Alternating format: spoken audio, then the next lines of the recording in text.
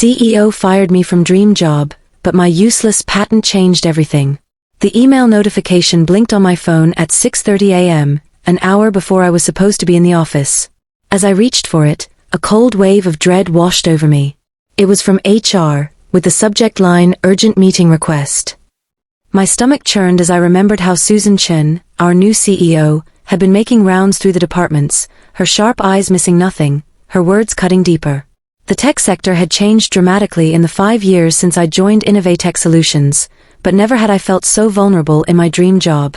I threw on my usual work attire, a navy blue blazer that had seen better days and trousers that still held the creases from yesterday's long hours. In the elevator ride up to the 45th floor, each ding of passing floors felt like a countdown to something inevitable. When I entered the sleek glass-walled conference room, Susan was already there, flanked by 2 members of the executive team. Their expressions were carefully neutral, but the tension in the air was palpable. "Rachel," Susan began without preamble, "we've reviewed your recent performance reports. While your dedication is commendable, we need someone who can deliver more immediate results. Your last 3 projects have shown promising concepts, but they haven't translated into tangible profits."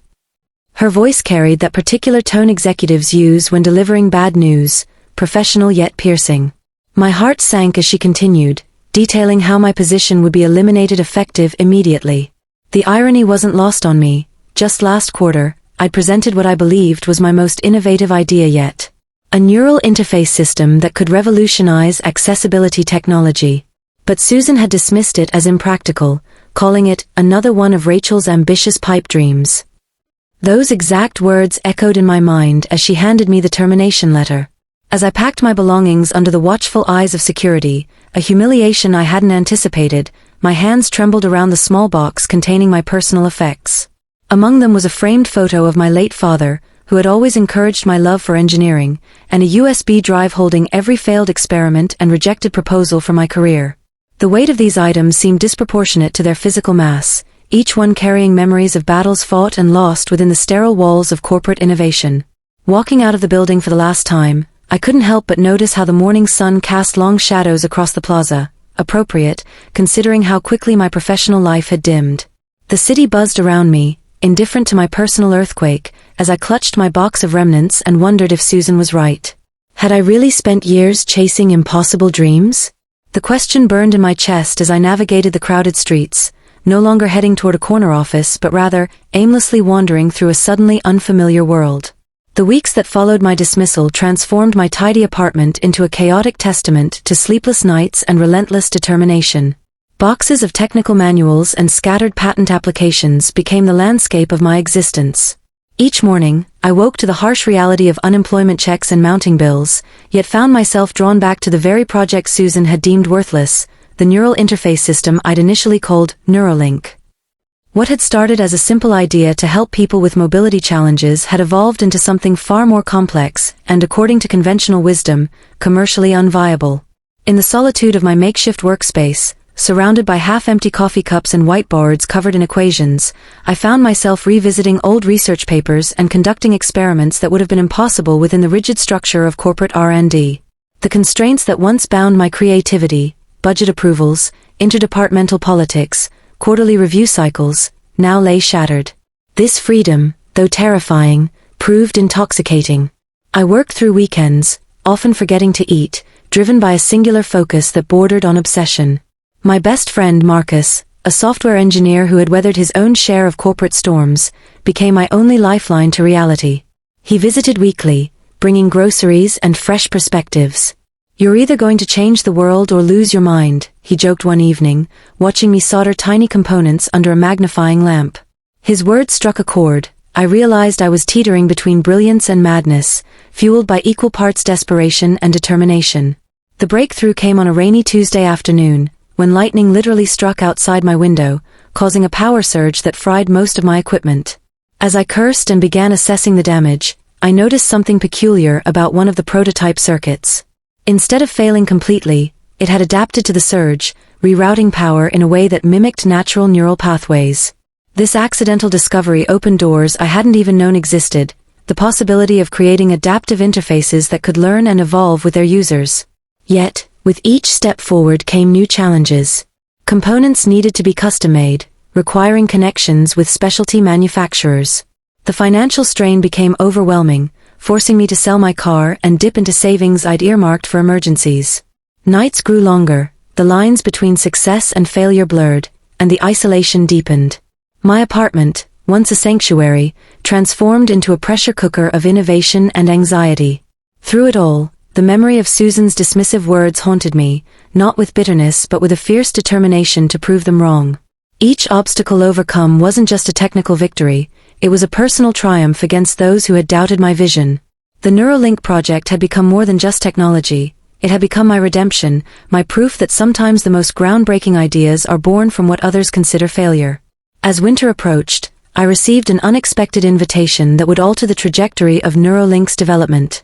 Dr. Elena Martinez, a renowned neuroscientist whose TED Talk on brain-computer interfaces I'd watched countless times, requested a meeting after stumbling upon my preliminary findings online. Our first conversation lasted 4 hours, during which she shared insights about neurological disorders that aligned perfectly with Neuralink's potential applications. Your approach to adaptive neural mapping could revolutionize how we treat conditions like Parkinson's and epilepsy, she explained, her eyes lighting up with possibilities I hadn't considered. This collaboration marked the beginning of a whirlwind period where Neuralink gained momentum beyond my wildest expectations. Through Dr. Martinez's network, I connected with patient advocacy groups and medical researchers who saw immediate value in the technology. One particularly emotional meeting with Sarah Thompson, a young woman living with ALS, left an indelible mark on my understanding of the project's significance. As she described her daily struggles with communication devices that couldn't keep pace with her thoughts, I recognized that Neuralink wasn't just about technological advancement, it was about restoring human dignity and connection. Despite these promising developments, the path forward remained fraught with challenges. Venture capitalists showed interest but demanded changes that would compromise the system's integrity.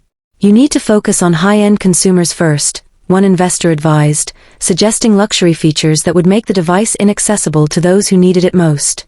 These encounters forced me to confront difficult questions about the intersection of innovation and ethics. Was it possible to maintain my original vision while navigating the complex landscape of commercialization? The turning point came during a chance encounter at a technology conference in San Francisco. While demonstrating an early prototype to a skeptical audience, I met Jonathan Park, a former Silicon Valley executive turned social impact investor. Unlike others who fixated on profit margins, Jonathan understood the transformative potential of accessible technology.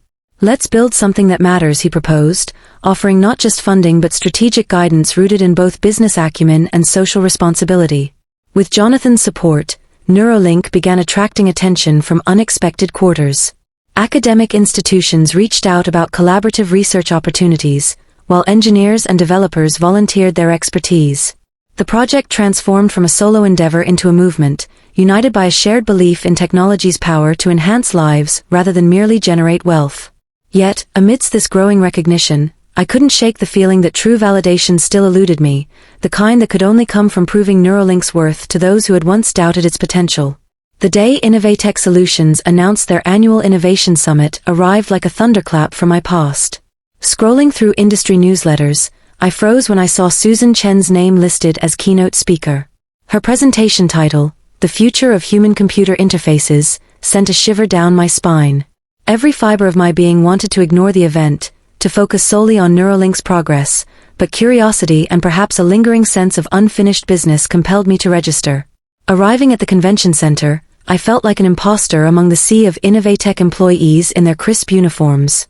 The company's logo, once a source of pride, now triggered a mix of emotions I couldn't quite untangle. As I navigated through familiar corridors redecorated with sleek interactive displays, I caught snippets of conversations about upcoming product launches and market strategies, the same discussions I used to lead just months ago. Susan took the stage precisely at 9 a.m., commanding attention with her trademark confidence. Watching her present Innovatech's latest developments in neural technology felt surreal. She spoke eloquently about revolutionary advances in brain-computer interfaces, using terminology strikingly similar to what I'd pitched during my final presentation. Each slide displayed concepts that eerily mirrored Neuralink's core principles, though executed with the polished veneer of corporate resources. When the Q&A session began, I found myself raising my hand almost involuntarily. Susan, I began, my voice steadier than I expected, your presentation mentions adaptive neural mapping. Could you elaborate on how your system handles real-time synaptic plasticity? The room fell silent as she scanned the audience, finally recognizing me. For a brief moment, her composure faltered, but she recovered quickly. An excellent question, she responded, launching into a technical explanation that sounded suspiciously like the pitch I'd given during my termination meeting. As she spoke, I noticed subtle inconsistencies in her presentation, claims that contradicted current research and implementations that wouldn't function as advertised. The audience, mostly comprised of non-technical executives and investors, nodded approvingly, unaware of these discrepancies. During the networking session that followed, I found myself cornered by several former colleagues. Their reactions ranged from genuine curiosity about Neuralink to thinly veiled skepticism. "We heard about your project," Mark from the hardware division said, lowering his voice. "Susan's been pushing similar ideas since you left. Funny how things work out, isn't it?" His words confirmed what I'd suspected. Innovatech was attempting to capitalize on concepts they'd previously dismissed. The encounter left me shaken but resolute. As I walked through the exhibition hall, observing Innovatech's elaborate displays and listening to their representatives confidently explain technologies I'd helped conceptualize, I realized the true nature of my journey. This wasn't just about proving Susan wrong or reclaiming my position at Innovatech, it was about challenging an entire system that valued short-term profits over genuine innovation. The contrast between their glossy presentations and Neuralink's authentic progress crystallized my purpose. Jonathan Park found me later, standing alone near Innovatech's main booth. "You okay?" he asked, handing me a cup of coffee. I nodded, watching as Susan fielded questions from reporters. "More than okay," I replied, my voice firm. "They can take ideas, but they can't replicate authenticity. Let's show them what real innovation looks like." As we walked away, I felt a renewed sense of determination. The summit wasn't an ending, but rather a catalyst for what was to come. The revelation of Innovatech's attempts to replicate Neuralink's core technology ignited a firestorm within the tech community. Industry insiders, many of whom had quietly followed my project's progress, began drawing comparisons that couldn't be ignored. Articles appeared in major tech publications, highlighting the uncanny similarities between Innovatech's new initiative and Neuralink's documented development timeline. The story gained traction when several prominent figures in the accessibility technology field publicly endorsed Neuralink's authentic approach, contrasting it with what they termed corporate appropriation. Back at my lab, the atmosphere transformed overnight. Volunteer engineers who had previously contributed sporadically now dedicated full weeks to the project. Medical researchers offered unprecedented access to clinical trials, recognizing the urgent need to establish Neuralink's legitimacy. Even investors who had initially hesitated became more forthcoming, sensing the potential for both financial returns and meaningful impact. The project's momentum accelerated rapidly, propelled by a growing coalition of supporters who saw in Neuralink not just a technological breakthrough, but a challenge to established industry norms. However, this newfound attention brought unforeseen complications. Legal advisors warned of potential intellectual property disputes, while some collaborators expressed concerns about competing interests. The pressure mounted as we prepared for our first major public demonstration, knowing that success could redefine industry standards but failure might validate critics' doubts. Through sleepless nights of preparation and endless strategy sessions, I found myself grappling with questions that extended beyond technology: how to balance openness with protection, how to maintain authenticity while scaling impact, and how to stay true to Neuralink's original mission amidst increasing external pressures. The impending demonstration loomed large, not just as a technical milestone but as a defining moment for everything Neuralink represented. As teams worked around the clock to finalize preparations, I couldn't escape the feeling that this was more than just showcasing a product. It was about proving that genuine innovation, driven by purpose rather than profit, could indeed change the world. The realization weighed heavily on my shoulders, yet also filled me with a profound sense of responsibility to everyone who had placed their trust in Neuralink's vision. The day of the public demonstration arrived with an electric tension that crackled through the air. Our venue, a modest community center chosen deliberately to reflect Neuralink's grassroots origins, buzzed with anticipation. The contrast between this setting and Innovatech's glitzy innovation summit couldn't have been starker. Journalists, tech enthusiasts, medical professionals, and patients eagerly filled the room, their eyes alight with curiosity and hope. For me, it wasn't just about showcasing technology, it was about proving that innovation driven by empathy could transform lives in ways profit-driven models never could. As I stood backstage, adjusting the microphone clip to my collar, I glanced at Sarah Thompson, who had agreed to be one of our live demonstrators. Her presence grounded me, reminding me why we were here. She gave me a small nod, her expression calm but resolute. Behind her sat Jonathan Park, Dr. Martinez, Marcus, and dozens of others who had poured their hearts into Neuralink. This wasn't my moment, it was ours, a culmination of collective effort, sacrifice, and belief. When I stepped onto the stage, the applause caught me off guard. It wasn't polite or perfunctory, it was thunderous, raw, and deeply emotional. I took a deep breath, letting the weight of the moment settle over me before speaking. "Good morning," I began, my voice steady despite the storm inside me. "Today isn't about showing you something new, it's about showing you what's possible when we prioritize humanity over headlines, accessibility over exclusivity, and purpose over profit." I explained how Neuralink worked, emphasizing its adaptability and user-centric design. Then came the most nerve-wracking part, the live demonstration. Sarah walked to the center of the stage, her wheelchair replaced by a standing frame she controlled effortlessly using Neuralink. As she typed out messages on a virtual keyboard projected onto a screen, her words resonated more powerfully than any prepared speech ever could. "This is freedom."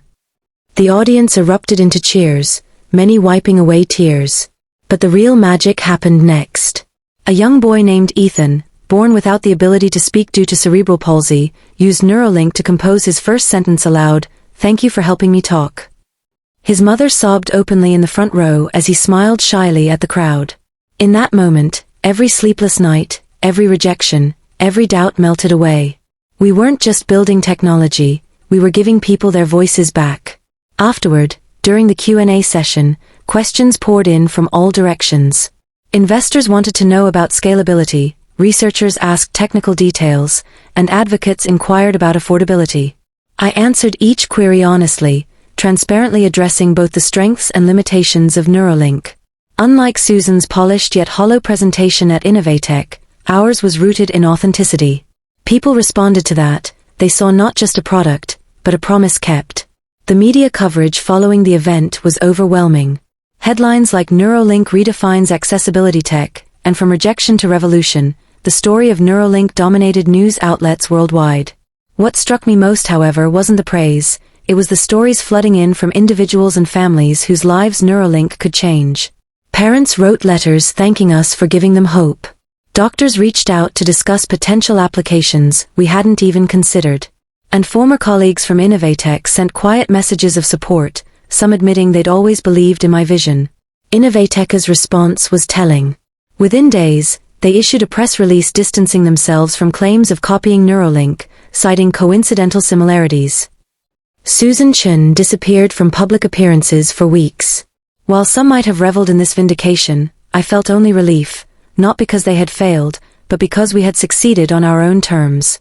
Months later, Neuralink launched commercially, backed by a coalition of ethical investors committed to keeping the technology affordable and accessible. Partnerships with hospitals, schools, and advocacy groups ensured widespread adoption. Watching someone use Neuralink for the first time never lost its impact, it still brought tears to my eyes every single time. One evening, as I sat in my now clutter-free apartment, the chaos replaced by framed thank you notes and photos of smiling users, I received an unexpected email. It was from Susan Chun. The subject line read simply, "Congratulations." Her message was brief but sincere, acknowledging Neuralink's success and expressing regret for underestimating its potential, and mine.